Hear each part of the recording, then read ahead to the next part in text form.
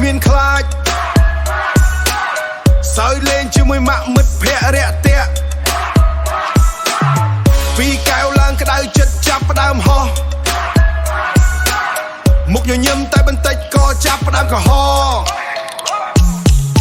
3កែវប្រែកាចរឹកកាន់តែខ្លាំងសំដីចេញលឿនមិនគិតថាត្រឹមត្រូវ4កែវចូលទៅ4កែវចូលទៅដើមមិនត្រង់ផ្លូវចិត្តទៅចាប់ផ្ដើមលលោ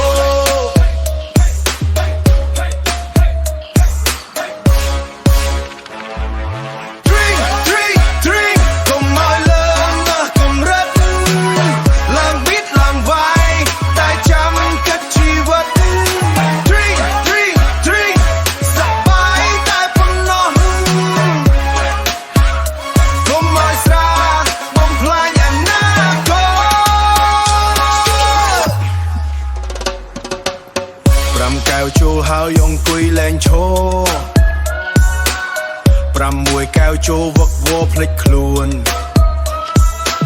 7ធីងធងមិនដឹងខ្លួនទៅណារំខោក្បាច់ទាំងអស់ដួលដីមិនខ្លាច5បាតនិយាយច្រើនមិនដឹងខ្លួនអ្វី9គិតខ្លួនធំដូចជាស្ដេចលើដី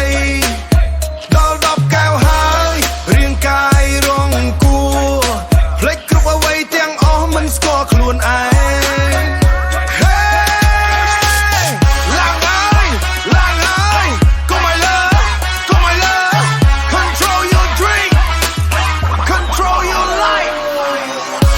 11កែវហើយមិត្តភក្តិដែលជួយដងហើមខ្លីៗដោយភ្លើងកំពុងឆេះស្រាដែលធ្លាប់សបាយប្រែคล้ายជាពលបើមិនចេះគិតវាធ្វើឲ្យខូចជីវិតកុំឲ្យលើសកម្រិតឡើងប៊ីតឡើងវាយតែចាំគិតជីវិតសបាយតែប៉ុណ្ណោះកុំឲ្យស្រាបំផ្លាញអនាគតផឹកបានតែត្រូវដឹងខ្លួនផឹកសបាយ